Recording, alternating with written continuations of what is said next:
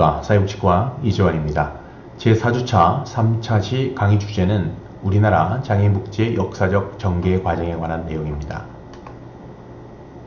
우리나라 사회복지 발달 과정의 독특성을 살펴보면 사회복지 이전 단계에서 전개되었던 복지활동은 이념적 측면에서는 홍해인간이나 불교의 인과응보, 왕도사상과 유교적 정치 이념을 기초로 하였고 불교와 유교의 이념을 국교화함으로써 이를 바탕으로 구빈이나 구휼, 진궁 등의 역점을 두었습니다.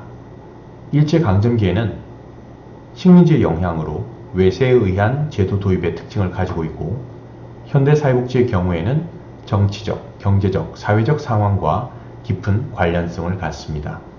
이는 사회복지가 그 사회를 비춰주는 사회적 거울로서의 역할을 한다는 것을 보여주는 예라고 할 수 있겠습니다. 삼국시대에는 국가적 차원에서 자연재해와 질병 등의 재난 발생 시 사궁구휼 등 구제사업을 전개하였고 지배계층의 시혜적인 성격이자 임시적인 사후 대책으로 기능하였습니다. 고려시대에는 불교의 영향으로 구제사업을 확장하게 되었습니다. 사찰을 중심으로 구빈활동을 전개하였고 고아보호와 양로사업 등이 성행하게 되었습니다. 특히 구빈대책을 제도화하기 시작한 시기이기도 합니다. 고려시대의 대표적인 복지활동에는 정인지의 고려사에 수록된 5대 진휼 사업이 대표적입니다. 고려시대의 대표적인 구제사업에는 진대나 진급, 경면, 시식 등의 제도가 있습니다.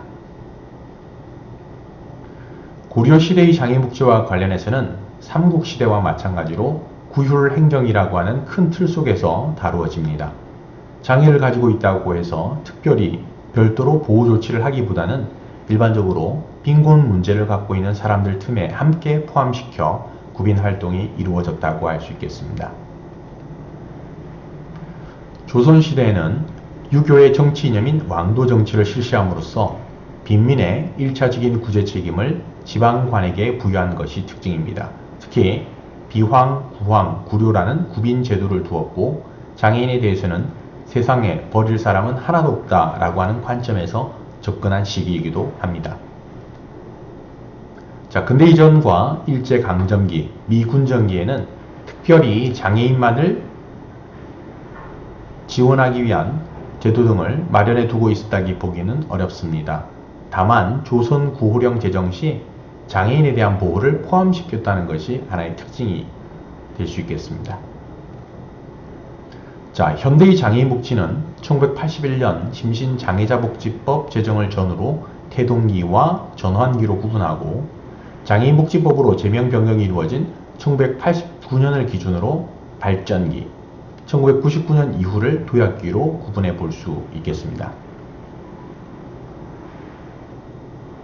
첫 번째, 정부 수립부터 1980년까지의 태동기의 특징을 살펴보면 대표적인 것이 1977년에 특수교육진흥법이라고 하는 최초의 장애 관련 법률이 제정된 것을 들 수 있고 한국전쟁 전후에 지체장애인복지시설 등 수많은 민간단체가 설립된 시기라고 하는 것이 하나의 특징이 되겠습니다. 심신장애자복지법이 제정된 1981년부터 1988년까지의 전환기에는 보건복지부에 장애인복지전담과가 신설되고 장애인복지관이 설치된과 함께 장애인 등록제 시범사업이 전국적으로 확대 시행되었습니다. 생활시설 중심의 서비스가 이용시설 중심의 지역사회 보호로 전환되는 시기로 장애인에 대한 문제를 개인적 차원에서 사회적 차원으로 돌려놓은 시기라고 할 수 있겠습니다. 장애인복지법이 제정된 1989년부터 1998년까지의 발전기에는 장애인 복지 정진에 대한 국가와 지방자치단체의 의무를 명시하고 장애인 등록제를 실시하였으며 장애인의 날이 법정기념일로 지정되었습니다. 장애인 고용촉진 등에 관한 법률이 제정되어 장애인의 직업재활과 고용의 기회가 확대된 시기라고 할 수 있겠습니다. 이 밖에도 장애인, 노인, 임산부 등의 편의증진 보장에 관한 법률 제정과 국무총리 산하에 장애인복지대책위원회가 설치되어 5년 단위의 장애인복지발전계획을 수립하게 된 시기이기도 합니다. 자, 마지막으로 1999년 이후에 도약기에는 모든 정책 수립과 집행에 있어 장애인지적 관점을 도입하고 장애인 인권 실현을 비전으로 삼게 된 시기입니다.